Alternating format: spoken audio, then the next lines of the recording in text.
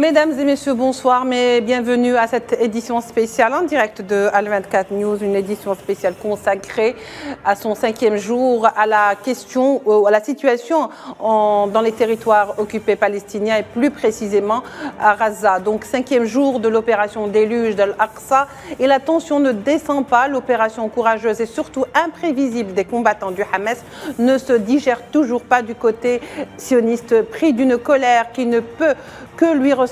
L'antité-sioniste s'est acharné de toute sa force contre les civils palestiniens sur Gaza, multipliant les frappes aériennes, prétextant la présence d'éléments du Hamas. Le bilan fait cas de 1078 martyrs, comme si Gaza comportait des espaces militaires et d'autres civils, alors que nous savons pertinemment la forte densité de la population par mètre carré.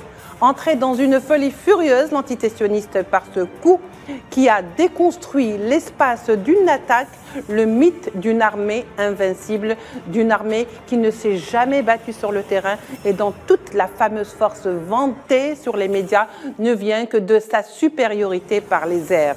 Ce coup franc du Hamas a-t-il secoué la fourmilière? Rappelons au monde l'existence du peuple palestinien et a mis à nu une nouvelle fois la partialité du monde occidental, encore borgne lorsqu'il s'agit de l'entité sioniste. Quoi qu'il en soit, les mouvements de solidarité avec le peuple palestinien se multiplient à travers le monde en dépit de toutes les tentatives d'étouffement. Retour sur les dernières évolutions sur le terrain aujourd'hui, sur ce qui se passe à Gaza.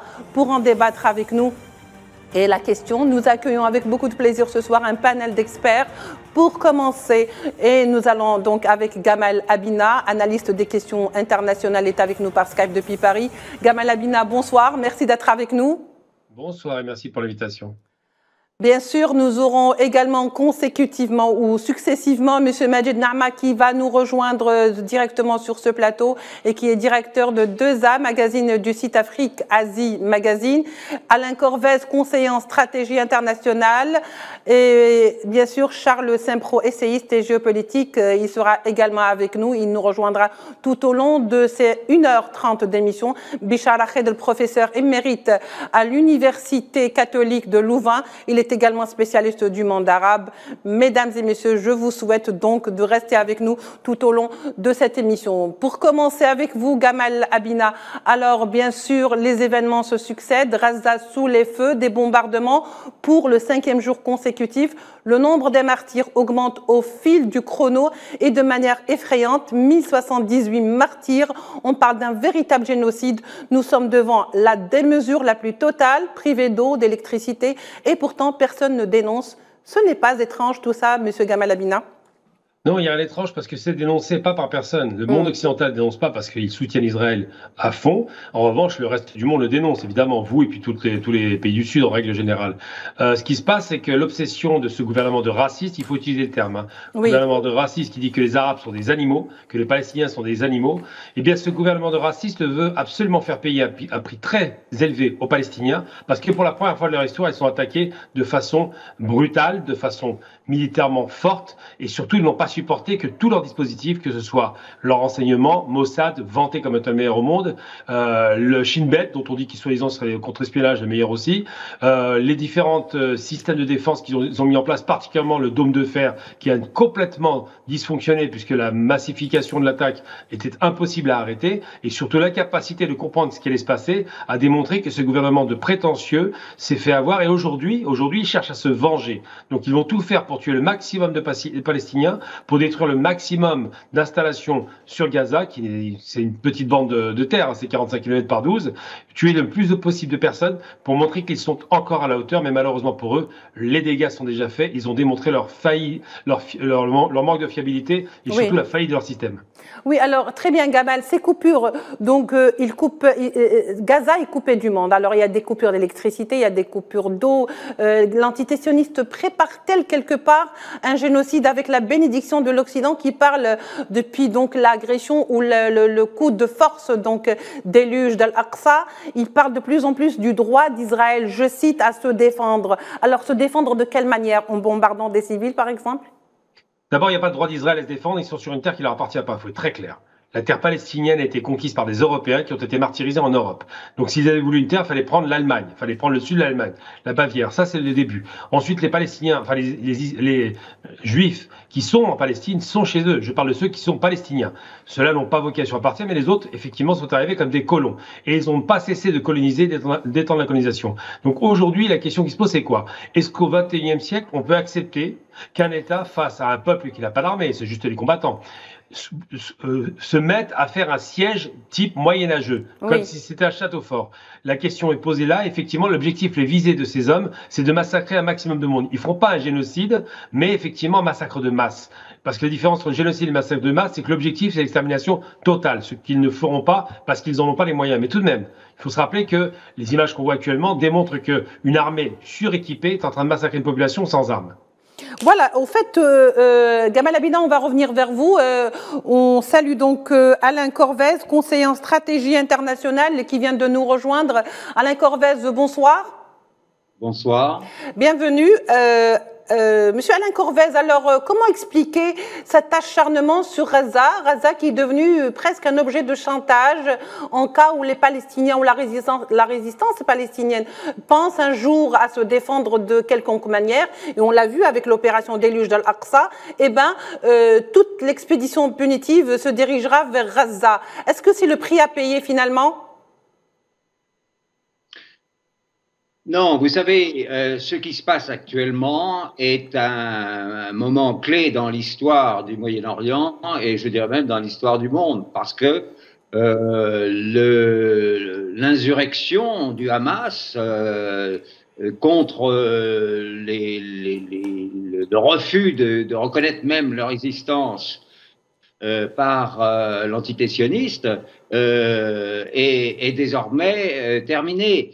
Il y a 75 ans, quand cet État a été créé, le général de Gaulle, quelque temps après, avait dit, après la guerre de 67, avait dit d'ailleurs dans un discours resté fameux à l'Élysée que la création de cet État israélien, État juif, au milieu des terres arabes qui lui étaient fondamentalement hostiles et sur des terres qui avaient été acquises dans des conditions plus ou moins justifiées, ne manquait pas de susciter une appréhension et des craintes, y compris chez les Juifs.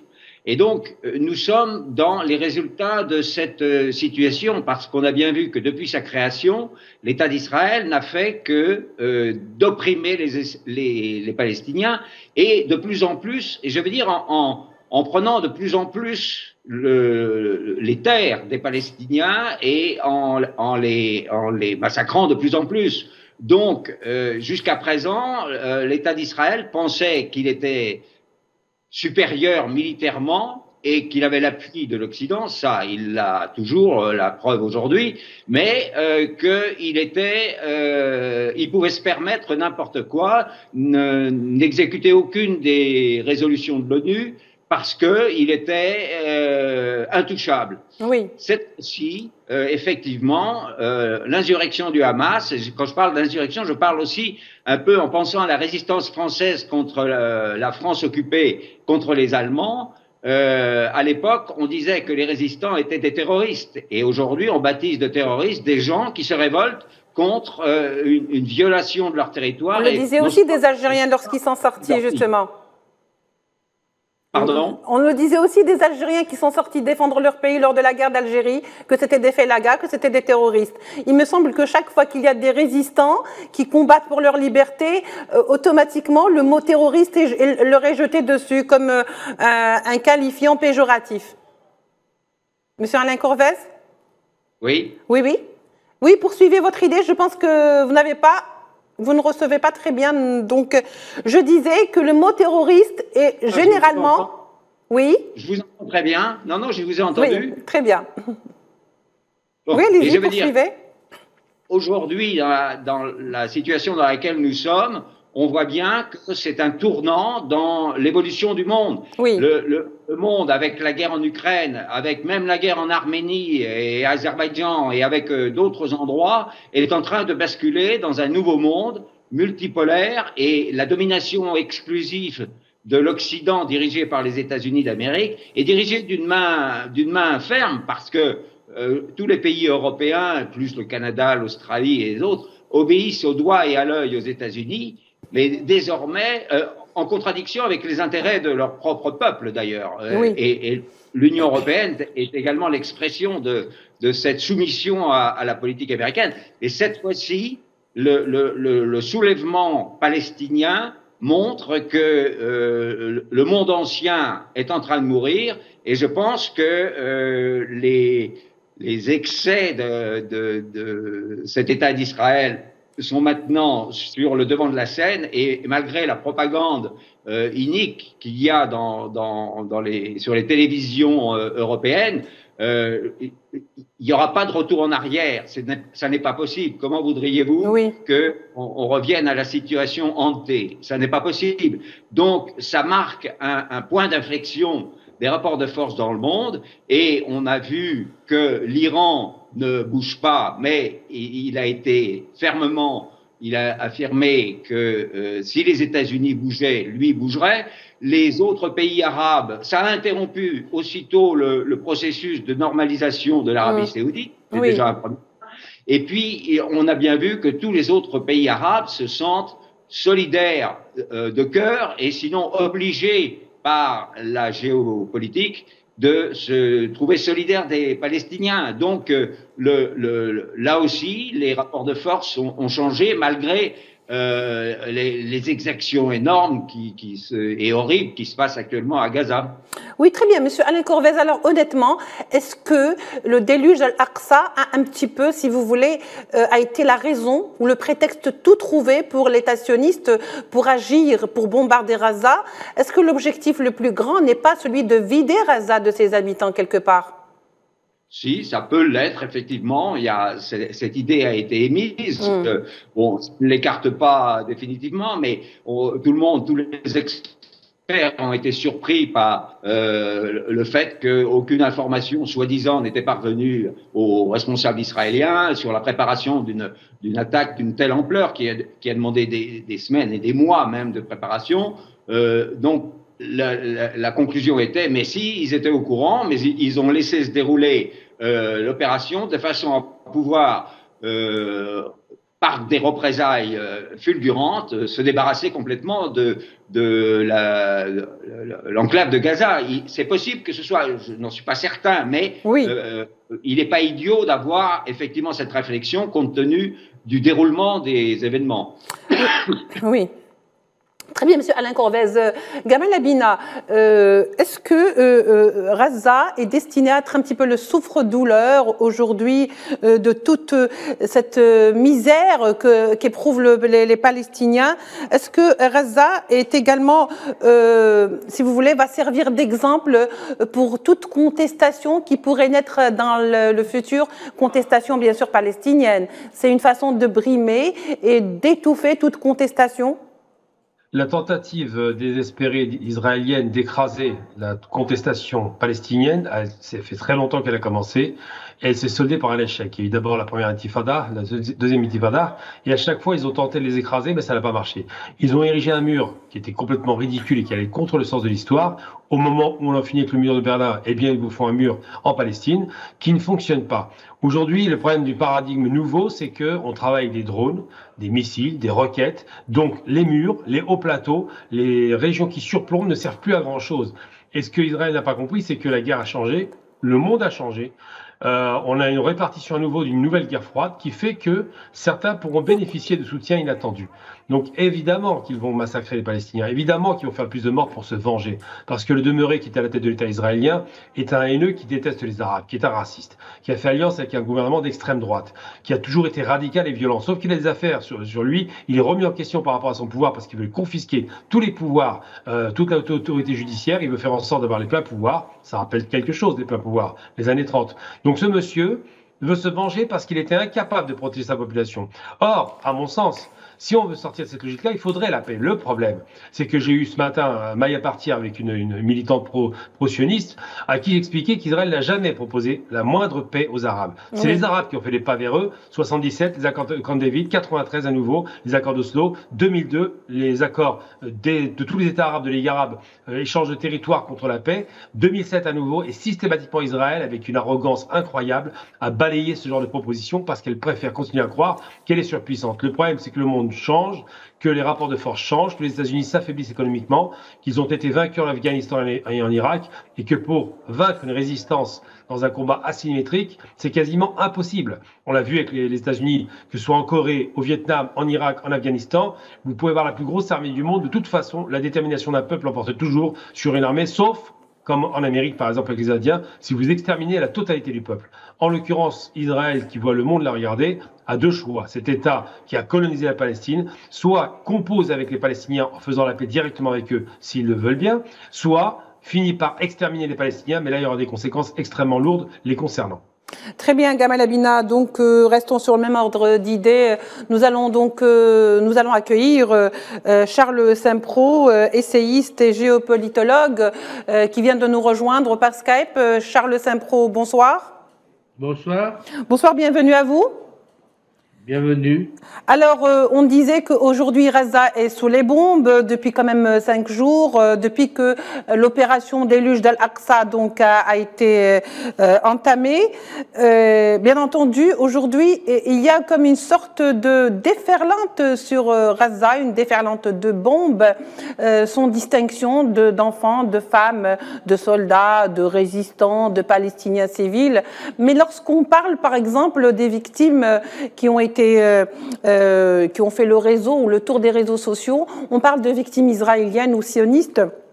On parle d'enfants, on parle avec beaucoup de peine sur un temps plus ou moins compatissant, mais on parle très très peu de victimes civiles, comme si Gaza était complètement vidée de ses habitants.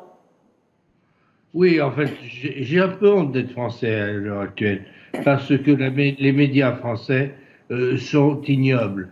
Ils sont ignobles dans la mesure où ils ignorent totalement le drame des mères libanaises, des mères palestiniennes, des mères irakiennes. Une mère est une mère, et je pense que ce soit une mère juive ou une mère palestinienne ou une mère libanaise ou irakienne, elle a le droit au respect. Or, il n'y a pas de respect. Il y a une tentative de destruction d'une ville entière sous les bombes. C'est facile parce que il est clair que l'armée israélienne a une force de frappe épouvantable qui vient des États-Unis, parce qu'il faut être clair, ce sont des pilotes américains, ce sont des pilotes judéo-américains qui pilotent les avions. Et donc je pense qu'il faut quand même le souligner. Mais je pense qu'il y a là une saloperie de la part d'Israël, c'est de s'en prendre à un peuple innocent, à un peuple qui a déjà beaucoup souffert de toutes les humiliations qu'il reçoit de la part des Israéliens.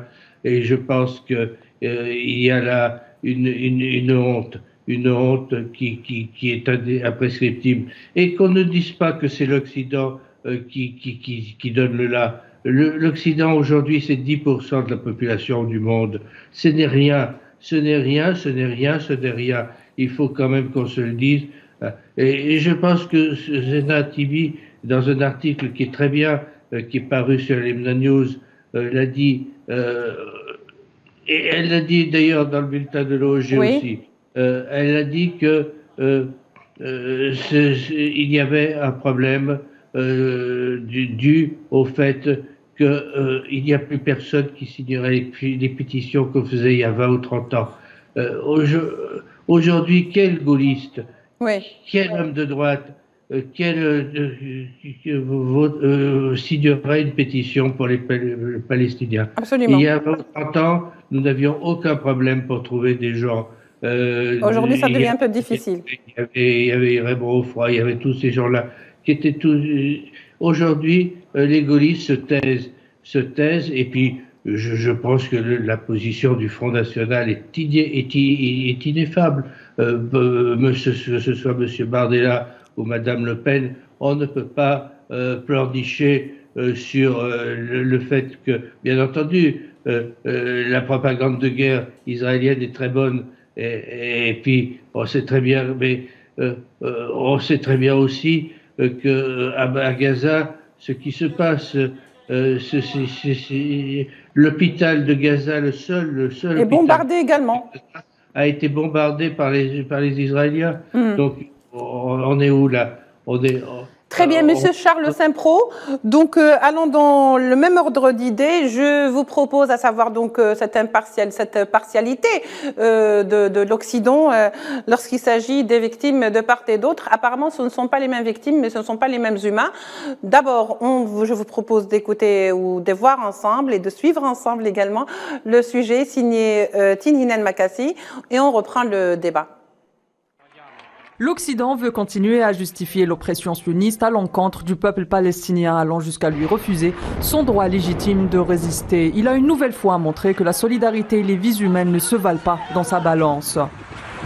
En effet, du haut de sa posture prétendue humaniste, l'Occident, ses institutions, ses chefs d'État et autres acteurs politiques majeurs continuent avec la politique du deux poids, deux mesures. Pas plus loin qu'aujourd'hui, des hauts responsables de l'Union européenne ont tenu à Bruxelles une minute de silence en solidarité avec l'entité sioniste. À noter que ce n'est pas le premier acte de solidarité affiché par l'Union européenne, qui a en outre envisagé de suspendre toutes ses aides à la Palestine. De son côté, la secrétaire d'État américaine au Trésor, Janet Yellen, a déclaré, je cite, que le soutien à Israël et à l'Ukraine sont des priorités absolues pour l'administration Biden, qu'il s'agisse de soutien économique ou militaire. Même son de cloche du côté de la République tchèque, qui ne cache pas son soutien à l'entité sioniste. Je reviens d'Israël où j'ai participé à une réunion avec le ministre des Affaires étrangères Eli Cohen et le président Isaac Herzog. J'ai pensé qu'il était important d'exprimer personnellement un soutien sans équivoque à Israël au nom de la République tchèque. Cette solidarité distillée fait le tour des plateaux télé et du gratin politique européen. Toutes les capitales semblent avoir assimilé la leçon.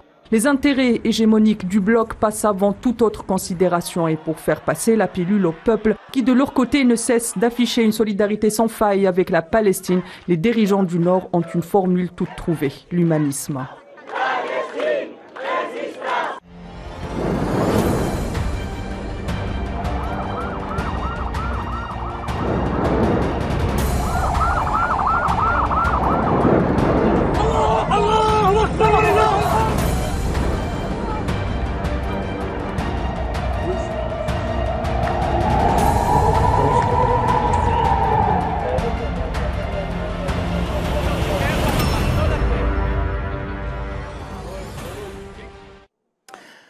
Très bien, donc c'est un sujet signé Tin Hinan Makassi. Nous recevons ici présent avec nous sur le plateau, qui vient de nous rejoindre, Majid Na'ma qui est directeur de 2A Magazine. Il est également le directeur du site Afrique-Asie Magazine. Monsieur Majid Na'ma, bonsoir, merci de nous rejoindre. C'est moi qui vous remercie pour votre invitation. Alors, Monsieur Majid Na'ma, une opération déluge d'Al-Aqsa qui a un petit peu bouleversé tous les entendements. Au fait, on parle d'une opération surprise, on parle d'une opération imprévisible. Comment n'a-t-on pas pu voir venir pour les renseignements sionistes, qui sont toujours, disons-le, qualifiés d'être redoutables, de tout sentir, de tout voir venir? Comment cette opération n'a pas été, si vous voulez, vue réellement, sans enlever aucun mérite, bien sûr, aux gens et aux résistants qui ont fait cette opération, mais réellement, est-ce qu'on n'a pas vu venir? Non, c'est-à-dire, il y a plusieurs raisons pourquoi ils n'ont pas vu venir. Ils ont vu venir, parce que le Hamas le criait sur tous les toits, y compris le Hezbollah, et dit, si vous nous attaquez, on va, par exemple, occuper des villages dans la Galilée. Le Hamas, il a dit ça, il a dit la même chose. Il y a même des interviews sur des plateaux dans des télévisions arabes qui, exactement le scénario. Le Hamas n'a pas été pris au sérieux. Oui, c'est comme en octobre 1973, voilà. la guerre d'octobre. La guerre d'octobre, Israël avait toutes les informations à une heure près. C'est-à-dire il y avait des espions dans le monde arabe, le roi Hussein de Jordanie et le roi Hassan II. Ils avaient tout donné aux Israéliens. Mais sur un plateau d'argent. Ils pensaient, c'est-à-dire ils étaient un peu, ils avaient un peu la grosse tête après la défaite de 67. Ils pensaient que de toute façon, même s'ils commencent, qu'ils prennent l'initiative de la guerre, ils vont être écrasés. Ce qui n'était pas le cas. C'était la guerre d'octobre a montré que Israël peut être défait, et c'est ce qui a été le cas. Il n'a été sauvé que par l'intervention des États-Unis et politiquement par la défection de Sadat, qui n'a pas su fructifier cette victoire. Très bien, M. Majid Nahma, restez avec nous, mesdames et messieurs. On revient donc pour poursuivre le débat après une très courte pause.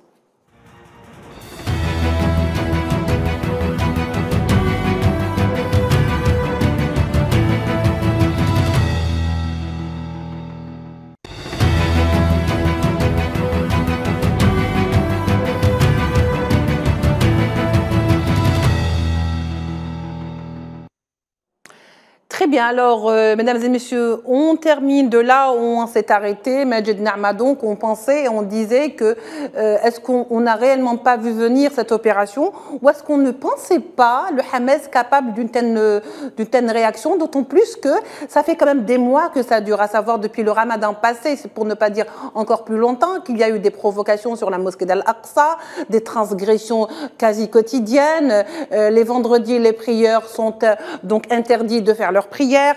Il y a eu les expropriations donc des familles à Al-Quds Est, et on sait très bien la fameuse affaire de la famille Sablaben qui a été carrément expropriée de chez elle. Au fait, il y a eu une série de répétitions, de provocations incessantes. Que pensait l'État sioniste à cet instant-là? Est-ce qu'il pensait que finalement la contestation est complètement tuée chez les Palestiniens à ce point? Exactement. Ils se sont auto-intoxiqués par... c'est-à-dire, ça y est, avec le Hamas, on a créé une prison, mais on injecte de temps en temps de l'argent, de l'eau, de l'électricité. Ils laissaient quelques ouvriers venir travailler en Israël. Mais quand même, c'était une prison. Alors, je vais vous interrompre, Majid Nahma, parce que à l'instant où on se parle, il y a des bombardements sur Gaza, de nouveaux bombardements directs sur Gaza, comme nous le montrent ces images. Donc, pas de répit, on le voit, pas de répit, puisque de toute façon, à peine les Gazaouis. Je n'aime pas trop ce mot Gazaoui à propos, c'est les Palestiniens de Gaza. Ce ne sont pas les Gazaouis, je n'aime pas cette expression. Parce que à mon avis, très péjorative. La population de Gaza, c'est la Palestine, est constituée de 80% de réfugiés palestiniens de d'autres régions. Voilà. Et comme on voit là, alors ce sont des bombardements sur Gaza. Je le disais, c'est sans répit, parce qu'à peine les Palestiniens ont eu le temps d'évacuer ce qu'ils pouvaient, donc de corps, de dépouilles, de blessés, que ça reprend à nouveau. Donc c'est sans relâche. Personne, apparemment, comme je le disais tout à l'heure à Gamal Abina, il y a très très peu de condamnations. Et c'est étrange qu'aujourd'hui, donc on le voit, voilà. Et c'est étrange qu'aujourd'hui, on demande à chaque fois sur des plateaux de télévision occidentale, et on l'a vu tout au long de ces 5 jours, est-ce que vous condamnez Hamas? Oui, est-ce que c'est admissible comme question? Vous savez, les médias français et occidentaux, c'est tout sauf des médias. C'est des instruments de propagande grossière. On l'a vu avec le conflit ukrainien. Vous avez des plateaux de 7 chroniqueurs et de soi-disant spécialistes, et chacun fait de la surenchère sur l'autre. Il n'y a jamais ou très rarement une voix concordante. Quand vous expliquez le contexte du conflit, tout de suite, vous êtes accusé d'être pro-Poutine. Maintenant, si vous expliquez le contexte du conflit palestinien, des souffrances palestiniennes. Vous êtes tout de antisémite, suite, vous êtes lynché médiatiquement. Donc ce ne sont plus des médias. C'est la voix de son maître, c'est la voix des lobbies, c'est la voix des intérêts et la voix de l'Amérique aussi, et du sionisme. C'est pour ça maintenant. Il vaut mieux fermer, ne pas regarder ces médias pour ne pas perdre ses nerfs et Très bien, M. Majed Narma. Je me tourne vers vous, M. Alain Corvez.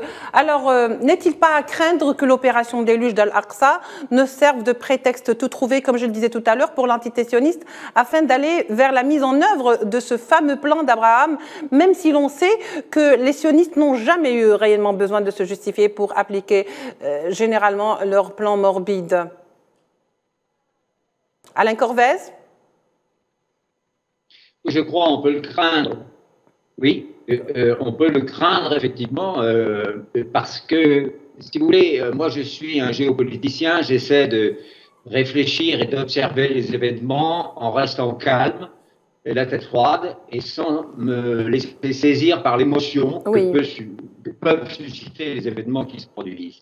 Et je pense qu'il y a deux choses importantes qu'il faut comprendre. Premièrement, moi j'ai plein de relations et d'amis de la diaspora juive qui étaient contre la création de l'État d'Israël et qui sont contre la perpétuation de cet État. D'autant plus, il y a eu d'ailleurs des écrits récents, notamment dans Haaretz, le journal israélien, qui dénonçaient la politique sioniste insupportable de l'État de Netanyahou.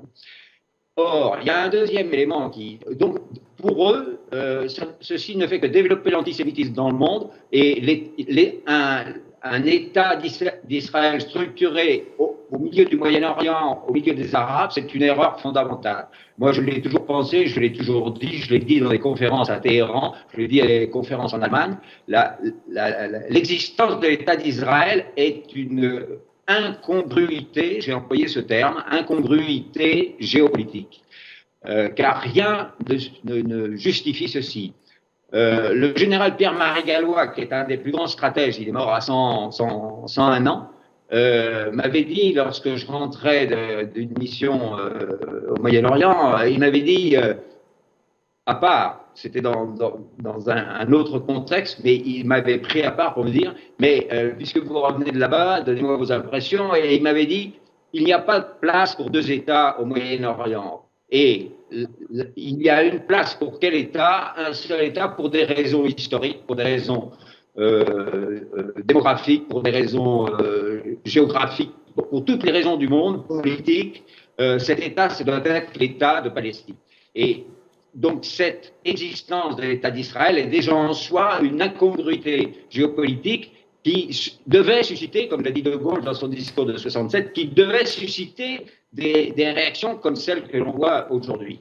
Le deuxième point qui est très important, que je voudrais souligner, c'est que je suis très heureux de voir mon ami Majid Némé sur votre plateau, c'est que l'existence de cet État d'Israël a été voulue par les États-Unis d'Amérique, forcée au départ par les lobbies sionistes qui lui ont dit « si vous ne créez pas en 47 et 48 l'État d'Israël, on votera contre vous, vous ne serez pas réélu à l'élection ». C'est une des raisons pour lesquelles l'État a été créé, contre la volonté des grands diplomates américains de l'époque. Donc cette incongruité de l'État d'Israël, elle date de sa création même. Mais toutes les exactions vis-à-vis des Palestiniens qu'ont produit depuis la création de cet État les sionistes qui sont au pouvoir en Israël, qui sont absolument inadmissibles et qui n'ont cessé de progresser en plus, en prenant de plus en plus de terrain, en détruisant de plus en plus de biens palestiniens. Toutes ces exactions n'ont pu se produire malgré les résolutions de l'ONU. Il y en a plus d'une centaine qui ont demandé à l'État d'Israël de se comporter comme un État normal. Et donc, je termine juste très rapidement. Le fait qui est très important, c'est que les États-Unis ont commencé leur décadence. Ils sont en train de perdre leur hégémonie. Ils l'ont déjà perdue, mais ils la conservent encore dans l'Occident, mais ça n'est plus pour longtemps, à mon avis. je vois l'OTAN et l'Union européenne exploser du fait des crises internes qui se manifestent. Or, si l'État d'Israël existe, c'est grâce à la volonté des États-Unis d'Amérique, qui sont aussi gouvernés par les lobbies sionistes qui sont aux États-Unis. Et donc, si la plus grande puissance baisse dans sa suprématie, et c'est très clair maintenant, il est évident que l'État d'Israël ne pourra plus continuer à exister comme il existe aujourd'hui. C'est lié, les deux. La décadence des États-Unis a entraîné la décadence de l'État d'Israël. Très bien, monsieur Alain Corvès-Idé est passé. Gamal Abina, justement, quelques pays commencent à s'extirper de leur silence après 5 jours de frappe, bien sûr, pour condamner ou même dénoncer. Mais cela reste quand même insuffisant, vu les attentes, ce qui, au moins, devrait être fait. Qu'en pensez-vous, Gamal Abina ? Je pense que le fondamental, effectivement, c'est quelques pays qui ont peur de s'exprimer, n'ont pas encore compris que le monde a changé et change très vite. Je pense qu'il faut le rappeler, une chose, c'est pas l'Amérique évidemment est pas à l'origine. L'Amérique a accompagné la création d'Israël, mais c'était les accords Sykes-Picot qui ont été faits entre les Français et les Anglais, avec l'accompagnement de Lord Balfour, un antisémite notoire, qui ont poussé à la création de cet État qui était prévu, le foyer national juif. Et c'est Theodor Herzl, celui qui a fait le congrès de Bâle en 1898, qui avait dit il faut un État d'ici 50 ans. Bingo, 1948, un État. Mais il faut savoir ce que dit Theodor Herzl dans son livre L'État des Juifs. Il dit une chose qui dit beaucoup. Et c'est un peu une sorte de croisade de son point de vue, parce qu'il parle d'Occident. Il ne parle pas des Juifs arabes, ça ne l'intéresse pas, il les méprise. Il parle des Juifs d'Occident en disant nous serons l'avant-poste. Il faut bien l'écouter. Nous serons l'avant-poste du monde civilisé face aux barbares. Les barbares, évidemment, asiatiques, s'entend les Arabes et les Asiatiques. Donc, il disait, nous serons le point d'ancrage, la pointe de l'Occident dans la région. Donc, quand cet État est créé, il est créé avec cette idéologie de se dire, nous, les civilisés, devons à nouveau, et on revient dans le racisme, éduquer les peuples inférieurs. Et quand ils font cela, effectivement, ils entretiennent une propagande considérable. Ils martyrisent en Europe un peuple pour les pousser à la radicalisation pour partir. Et ils obtiennent ce qu'ils veulent très rapidement. Mais la question qui se pose aujourd'hui, c'est comment peut-on accepter que des États félons arabes aient fait une paix séparée avec Israël sans la contrepartie du soutien à la Palestine? Eh bien, ils l'ont fait parce qu'ils sont lâches. C'est une lâcheté. Malheureusement, en Égypte, la frontière égyptienne est fermée, alors que s'ils ouvraient la frontière, au moins les Palestiniens seraient en sécurité. Tout cela participe d'un exercice de démission du monde arabe qui, pourtant, il y a 50 ans, avait mis une raclée à l'entité sioniste. Donc, ce qu'il faut se demander aujourd'hui, c'est pourquoi si peu de pays du Sud s'expriment. Parce qu'il faut du temps. Le choc est important. La propagande travaille beaucoup. La contre-propagande arrive. Les massacres de masse palestiniens commencent à être visibles. On est en train d'assiéger tout un peuple. 2 millions de personnes sur la bande de Gaza. 2 millions de Palestiniens qu'on est en train de faire mourir à petit feu. Et combien de temps cela durera quand il n'y a plus d'eau? Parce qu'il n'y a plus d'eau, il faut le savoir. On peut tenir qu'à 5 jours, pas plus. Combien de temps avec les bombardements combien y aura-t-il de morts? Il faut compter 500 morts. Il n'y a plus d'électricité, oui. Plus mais surtout les morts. Ils ont rasé. Moi, j'ai vu des images, je reçois des images sur place.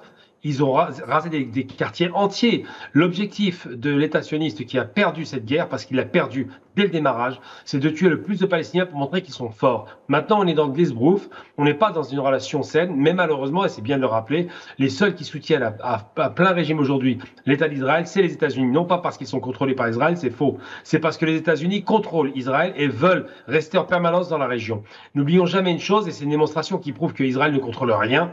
Pendant plus de 30 ans, ils ont supplié, je dis bien le terme exact, supplié les États-Unis d'aller bombarder l'Irak après la paix avec l'Iran, après la paix Iran-Irak. Ils supplient le bombardement de l'Iran parce qu'ils auraient la bombe atomique au bout de 6 mois. Ça n'est jamais intervenu parce que l'agenda américain n'est pas l'agenda israélien et que si un jour l'Amérique, avec les difficultés économiques qu'elle connaît, décide d'abandonner Israël, le lendemain, ils partiront généreusement ou peut-être en négocieront, mais il n'y a aucune chance que cet État soit viable économiquement, politiquement et militairement. Très bien. Je me tourne vers vous, Charles Saint-Pro, bien sûr, pour continuer sur ce même ordre d'idées. Alors, depuis le début de cette frappe déluge d'Al-Aqsa, l'entité sioniste a commencé dans son discours, ou celui de ses dirigeants, à dire que le Hamas est, si vous voulez, soutenu par le Hezbollah, le Libanais. Donc, le Hezbollah est revenu très souvent, aussi souvent que le nom de Hamas a été évoqué. Est-ce que, finalement, après ça ne sera pas un petit peu le sud du Liban, c'est-à-dire est-ce que ces frappes ne vont pas s'élargir justement au Liban, au risque d'embraser toute la région?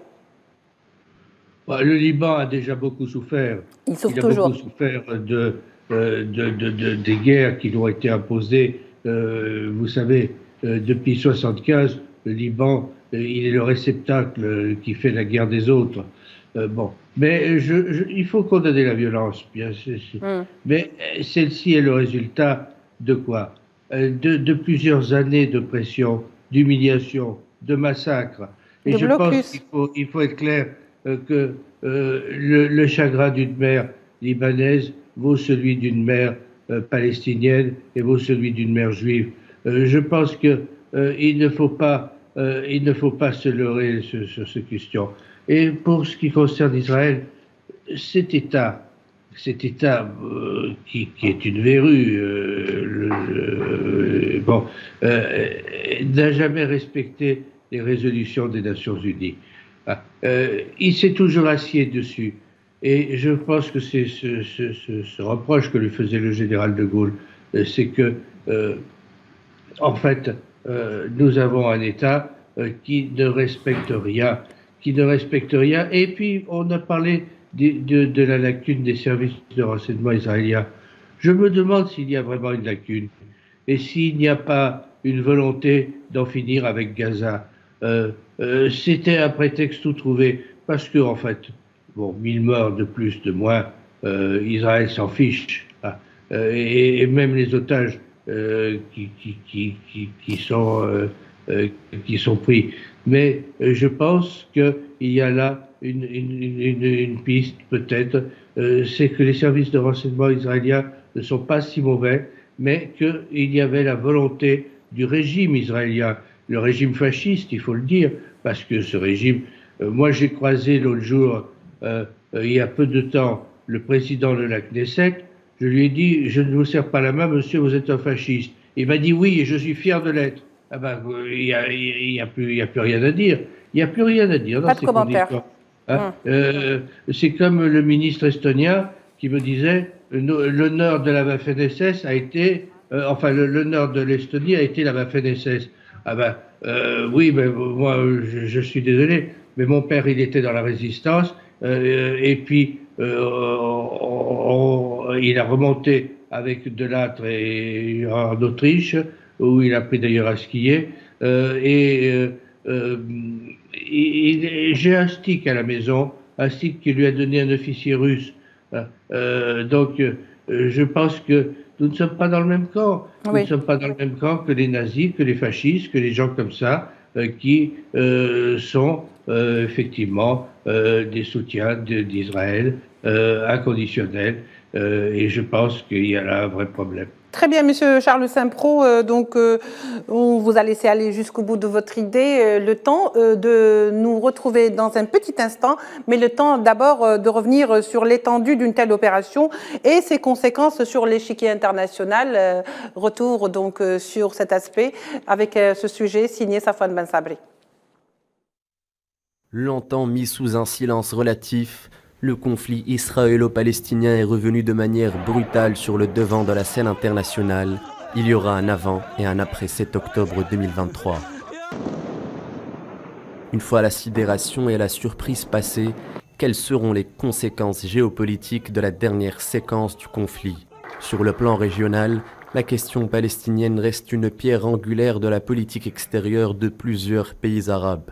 Alors que certains ont choisi la voie de la normalisation, d'autres, tels que l'Algérie et la Syrie, maintiennent un front de refus historiquement ancré. L'offensive du Hamas a éloigné pour l'heure le rapprochement éventuel entre l'Arabie saoudite et l'entité sioniste, un rapprochement qui n'était pas du goût de la République islamique d'Iran, qui trouve son compte dans la redistribution des cartes au Moyen-Orient. Sur le plan international, il faut noter que la riposte du Hamas intervient dans un contexte de multipolarisation et de polarisation des positions suite au déclenchement du conflit en Ukraine. Une première ligne de fracture s'est faite sur la scène internationale entre les États qui ont condamné l'offensive russe et ceux qui se sont abstenus. Une deuxième ligne de fracture vient s'ajouter à la première, ceux qui ont condamné le Hamas et ceux qui ne l'ont pas fait, voire qui soutiennent la résistance palestinienne. Dans les deux cas, on retrouve un front occidental soudé contre le reste. Voilà donc que l'Occident se retrouve engagé sur plusieurs fronts, comme pour le conflit ukrainien.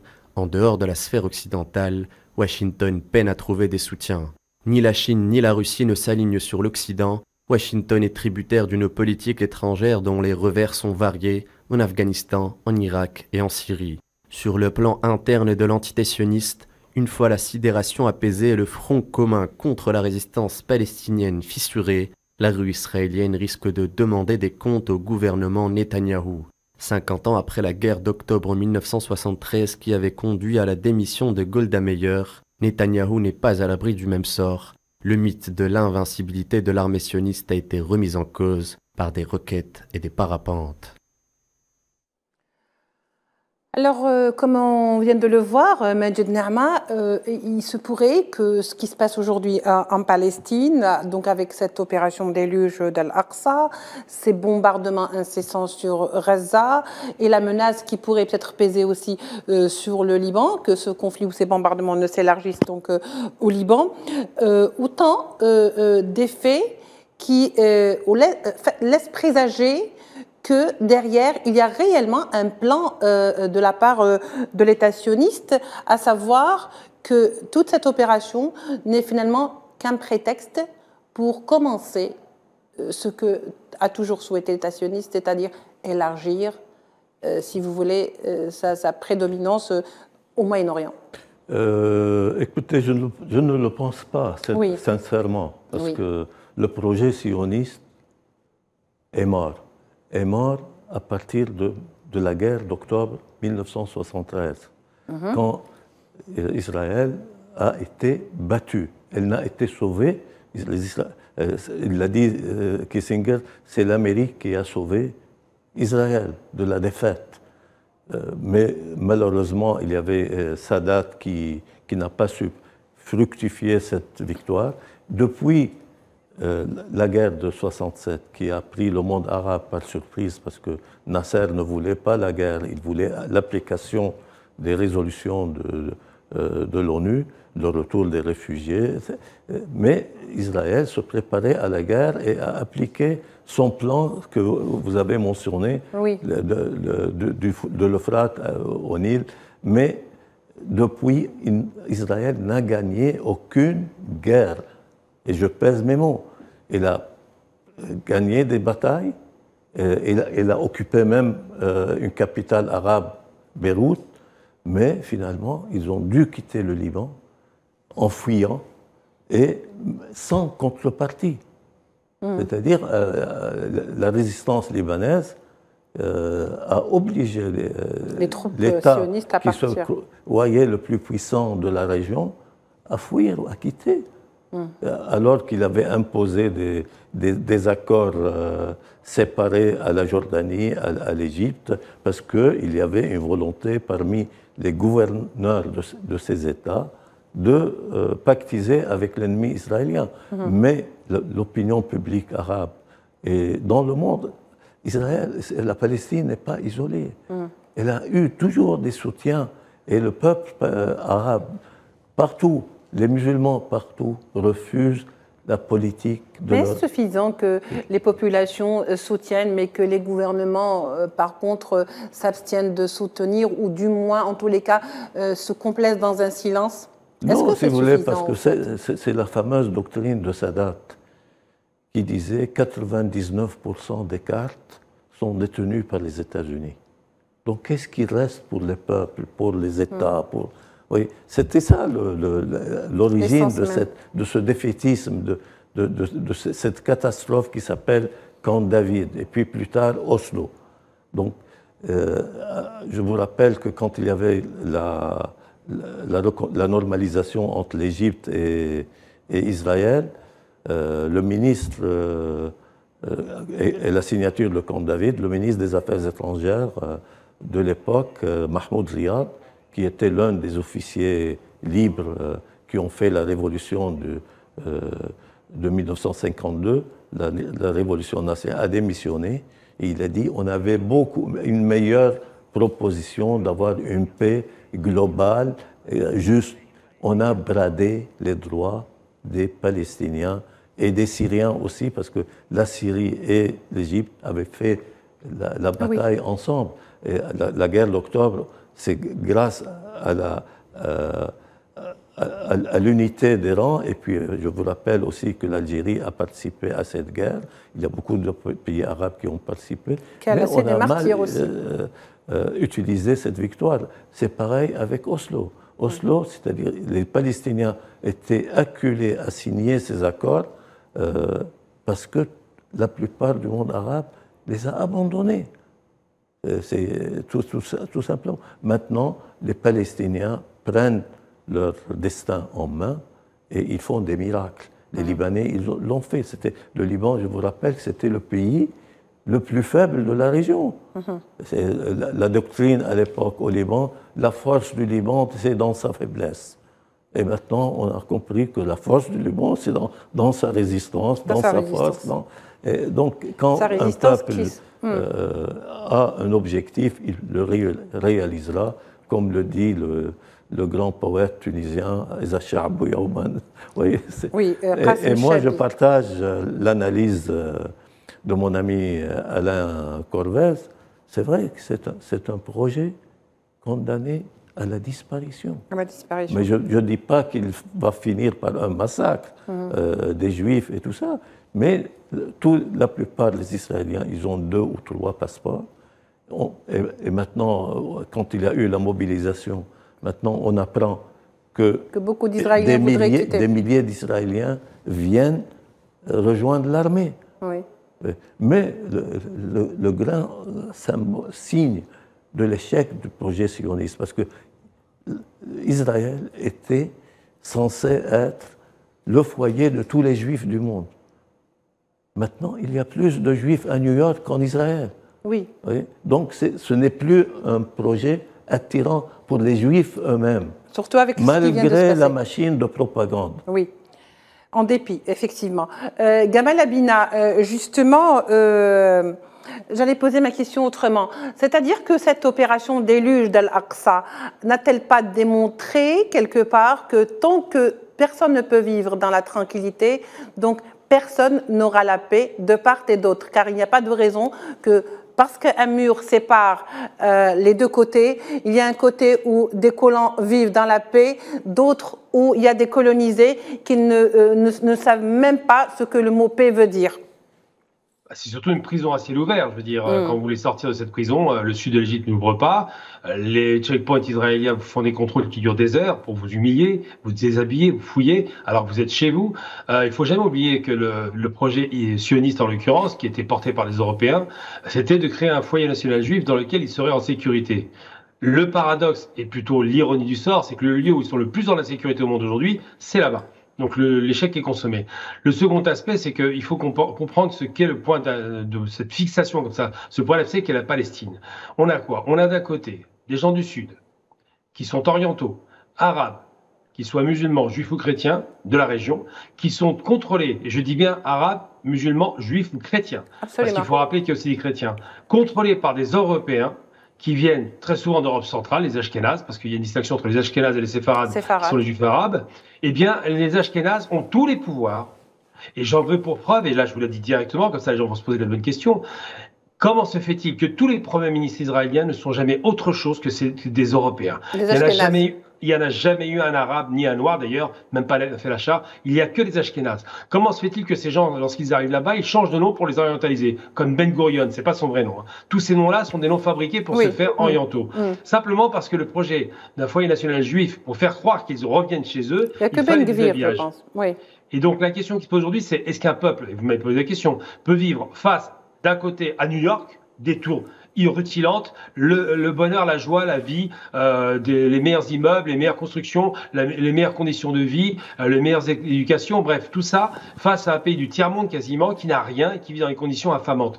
2 millions de personnes sur une bande côtière qui ne reçoivent quasiment pas d'eau, qui ont, je crois, 12 heures d'électricité par jour, enfin c'est des chiffres abyssaux, et tout ça pour dire qu'ils s'imaginaient vivre comme des nababs à côté de la misère. Parce que là, on est vraiment à la croisée des chemins. Il y a d'un côté le nord et le sud, les riches et les pauvres, l'est l'Est et l'Ouest, tout est fixé là-bas. Et cette région n'est pas anodine. C'est là où sont nées les religions monothéistes, quasiment toutes. Et surtout, c'est là où sont nées les croisades. C'est là où sont nées les obsessions des catholiques pour reprendre le terrain. Donc ça en dit long sur la réalité. Pourquoi est-ce que ça ne peut pas tenir? Parce qu'effectivement, un peuple qu'on écrase, qu'on méprise, qu'on humilie ou qu'on nie quasiment, parce qu'il nie l'existence des Palestiniens, ce peuple-là finira par récupérer sa terre, parce que la Palestine éternelle et biblique existera toujours. Très bien, Gamal Abina. Alors, on revient pour le débat juste après cette courte pause.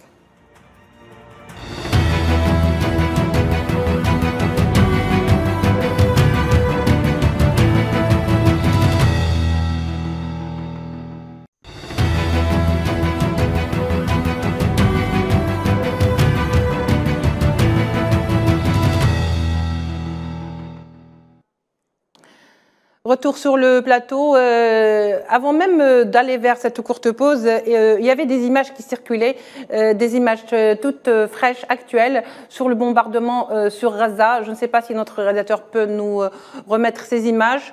On voit Gaza plonger dans le noir. Donc, coupure d'électricité, coupure d'eau, pas d'accès aux soins et des bombardements. Donc, je me demande comment on peut même évacuer les blessés dans pareilles conditions et combien de temps pourra tenir Gaza. Comme on vient de le voir, oui, voilà, comme on voit, voilà.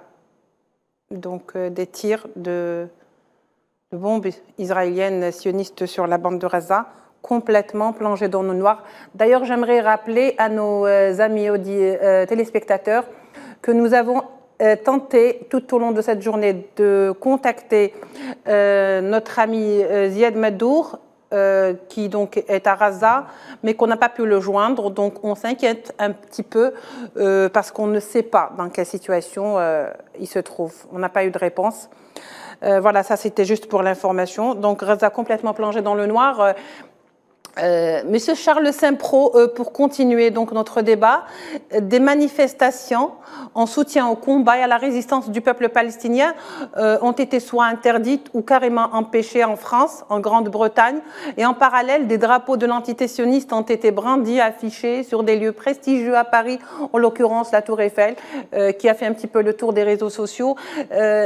Comment vous expliquez au fait aujourd'hui cette façon de traiter ou de traitement de certains événements qui sont très à géométrie variable? C'est à géométrie variable parce que il y a là un ralliement au sionisme. On nous parle de la paix, mais quelle paix?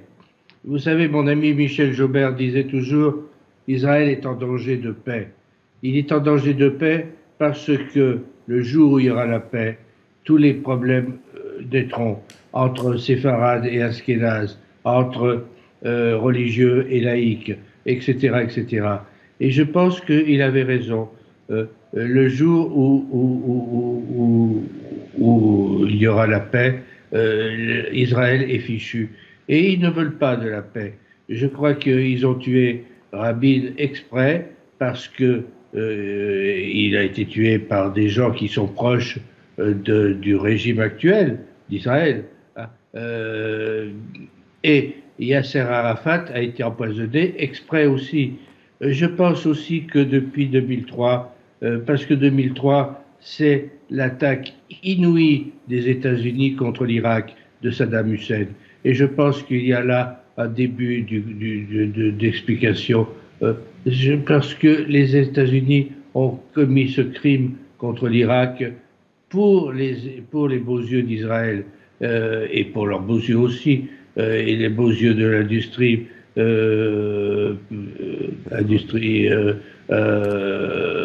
d'armement américaine. Mais je pense que le fait que Saddam Hussein, qui était le seul dirigeant arabe qui était digne et qui avait le courage de lutter contre Israël et de lutter aussi contre les États-Unis, car le jour où Saddam a décidé que le dollar n'était plus la monnaie d'échange pour le prix de son pétrole, il était mort. Il était mort, il faut être clair. Et comme Poutine et les BRICS aujourd'hui qui veulent imposer la dédollarisation auront des problèmes parce que les États-Unis gouvernent mal, mais ils savent se défendre.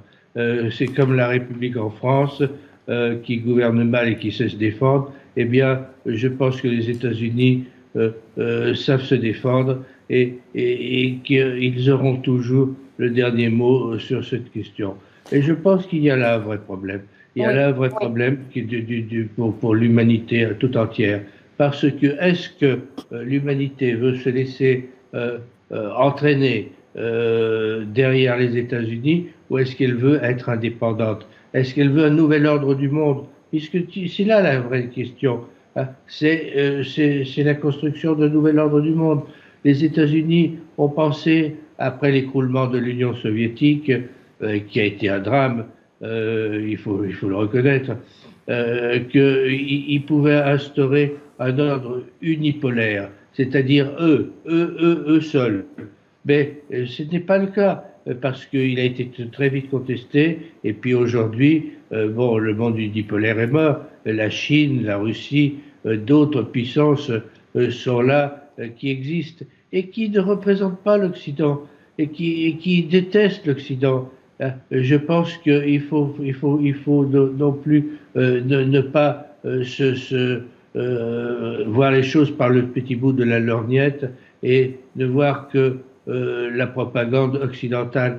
Je pense que dans le monde entier, que ce soit la Chine, que ce soit la Russie, que ce soit l'Inde, que ce soit l'Amérique du Sud, que ce soit l'Afrique noire, que ce soit le monde arabe, etc., eh bien, tout le monde est contre les États-Unis et leur politique. Et tout le monde est contre Israël et sa politique.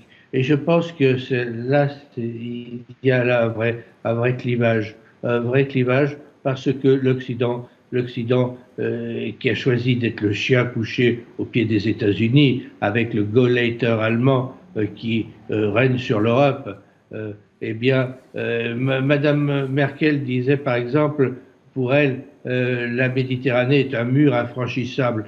Eh bien non, ce n'est pas la position française pour qui la Méditerranée est un trait d'union et un trait d'union précieux. Et voilà. Et je pense qu'il y a là une vision géopolitique du monde qui est antagoniste. J'aurais souhaité que les gaullistes se démarquent de la politique américaine, de la politique israélienne, de ce qui se passe actuellement à Gaza, parce que c'est l'honneur de la France, ça serait l'honneur de la France. Le gaullisme a été l'honneur de la France. Très bien, monsieur. Il faut en être convaincu, et je pense que le silence ou la complicité, parce que c'est la complicité qui est en cause, avec Israël, avec les États-Unis, oui, d'une partie de gens qui se disent gaullistes, est une honte. Oui, très bien, Monsieur Charles Saint-Pro. Monsieur Alain Corvez, donc, j'allais dire, depuis quelque temps, il y a cette politique des murs qui sévit de plus en plus pour faire des démarcations. Nous avons un mur pour empêcher, par exemple, les migrants de le franchir, pour aller vers un monde meilleur, parce qu'il faut toujours qu'il y ait un mur pour que les gens qui vivent bien, eh ben, le restent et le demeurent. Il y a un mur entre les Palestiniens, les colonisés et les colons. Il y a également un mur, mais qui a été détruit, bien heureusement, celui donc qui séparait les deux Allemagnes. Est-ce que c'est devenu une mode finalement? Est-ce que c'est aujourd'hui cette culture des murs qui sera la solution dans l'avenir, ou est-ce que ce n'est pas le contraire, c'est-à-dire carrément détruire tous les murs et tenter, ne serait-ce qu'une fois, de se mettre autour d'une table et de négocier? Monsieur Alain Corvez? Je crois que Monsieur Alain Corvez est parti, donc ma question c'est vers vous, Gamal Abina. C'est une très bonne question à laquelle je réponds de façon très évidente. Oui, effectivement, là où on construit des murs, on construit effectivement des tensions, des séparations physiques. C'est un peu le retour des châteaux forts, ce qui est assez ridicule au XXIe siècle. Et on se rappelle quand même que ceux qui construisaient les murs, à part l'Union soviétique en son temps, bah, ce sont les pays comme évidemment l'entité sioniste. Les États-Unis font un mur. Il y a les murs un peu partout qui commencent à être érigés en Europe. Donc des murs, c'est la caractéristique à la fois d'une confiscation de liberté et d'un sectarisme géographique. Donc c'est vrai qu'au lieu de construire des murs, on devrait construire des ponts. Et vous avez raison, la question palestinienne, par exemple, pourrait être réglée assez facilement. Finalement, les Palestiniens sont prêts à négocier, sont prêts à trouver la paix. Mais en face, ils ont des arrogants, prétentieux, méprisants et racistes qui se croient tellement supérieurs racialement qu'ils considèrent que ces Arabes, ces musulmans, ces chrétiens d'Orient ne méritent absolument aucun égard. Donc ils ne respectent rien et les murs ne peuvent pas disparaître tant que les murs de leur tête ne sont pas abattus.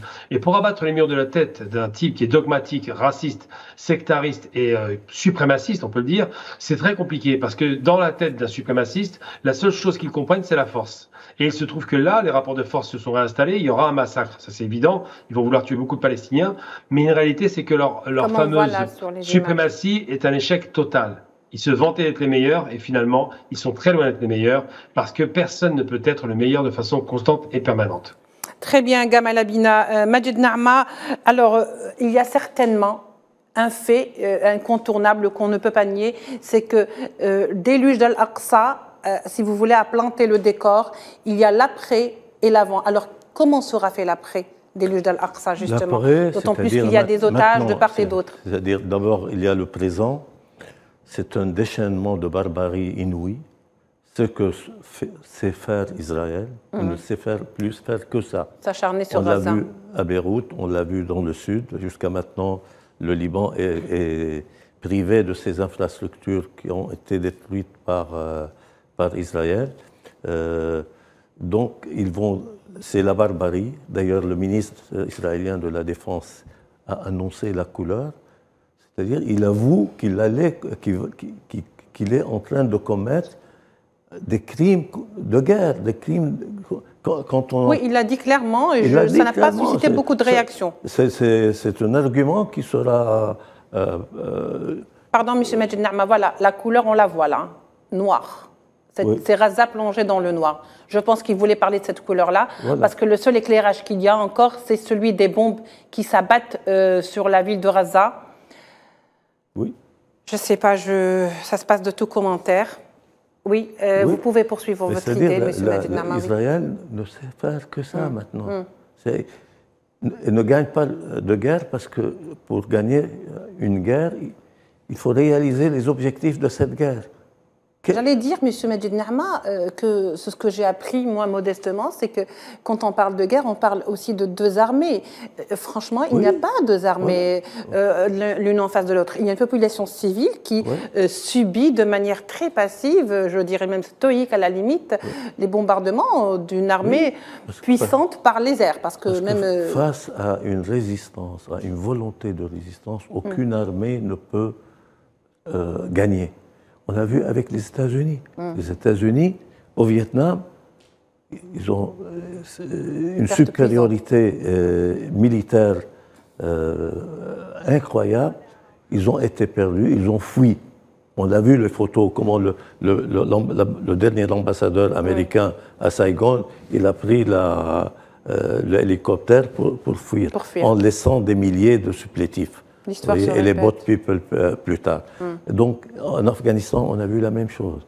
En Irak, certes, ils ont occupé l'Irak, mais maintenant, l'Irak n'est plus une colonie américaine. Vous voyez donc, c'est ce que appelait Bertrand Badi, le politologue Bertrand Badi, c'est l'impuissance de la puissance.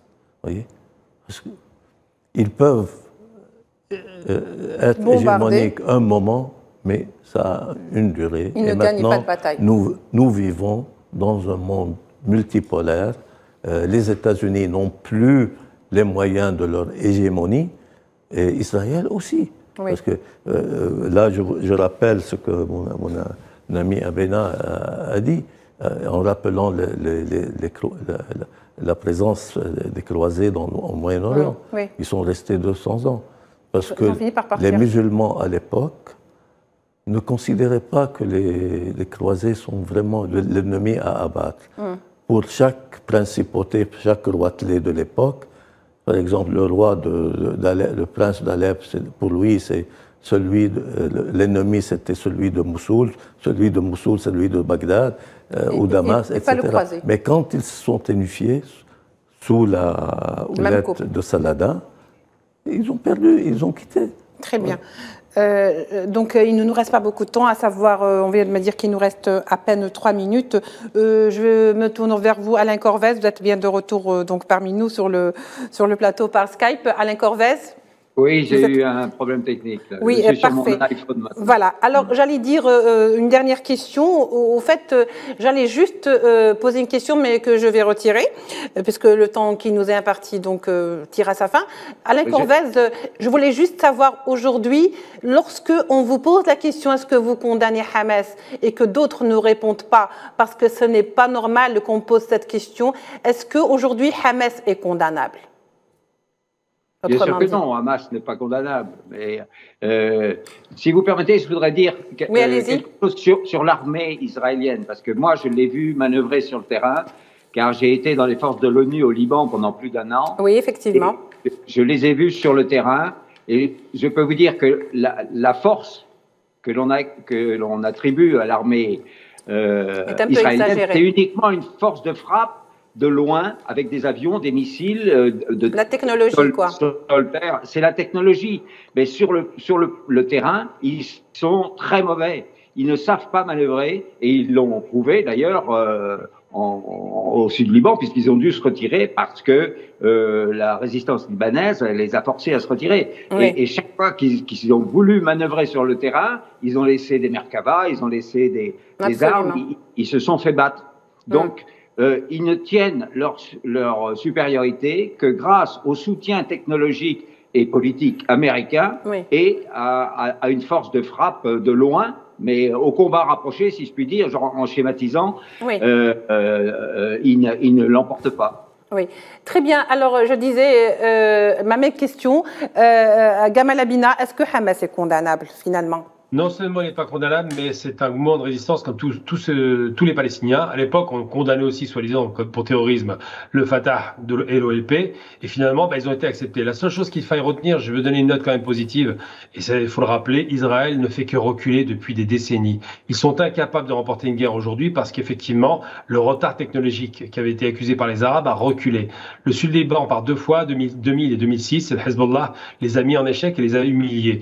Les Palestiniens, par 2 fois, 2008-2014, ils ont mis en échec, et à chaque fois qu'ils essaient de s'exporter, sauf les attaques effectivement aériennes, ils sont incapables de tenir une position parce que malheureusement ils se sont à la fois 2 choses, ils se sont embourgeoisés, ils ont pris un niveau de vie occidental qui fait qu'ils craignent vraiment de combattre, et puis à côté de ça, parce que les Arabes se sont aguerris et sont radicaux en termes de liberté personnelle, c'est-à-dire qu'ils considèrent qu'ils doivent conserver leur terre, la libérer et faire en sorte que la dignité revienne. Donc le rapport Israël, c'est des défaites en cascade. Depuis 1973 jusqu'à aujourd'hui, ils n'ont essuyé que des défaites. Très bien. Peut-être que aussi cette armée israélienne n'a jamais fait de combat sur le terrain, comme disait Alain Corvès, donc elle n'a d'armée que le nom, d'autant plus que tous ces militaires, on le sait, donc très jeunes, ont très peu cette conviction qui fait qu'un soldat est un soldat.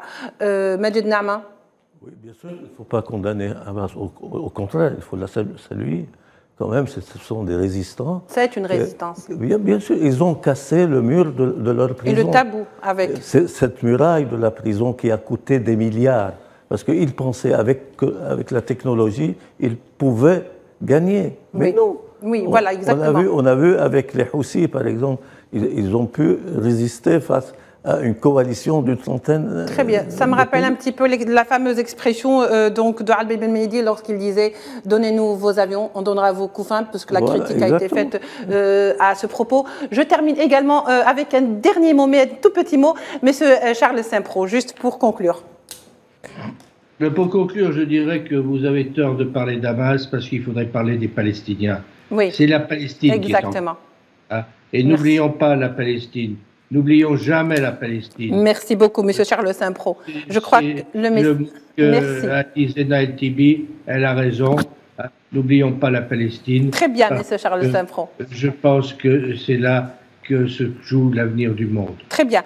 Alors, je rappelle qu'était avec nous aujourd'hui, tout au long de ce débat, Majid Naama, présent sur le plateau, directeur de 2A Magazine et également directeur du site Afrique Asie Magazine. Était avec nous également Alain Corvès, conseiller en stratégie internationale, Gamal Abina, analyste des questions internationales, Charles Saint-Pro, essayiste et géopolitologue. Et bien entendu, vous étiez avec nous. Merci de nous avoir suivis. Au revoir.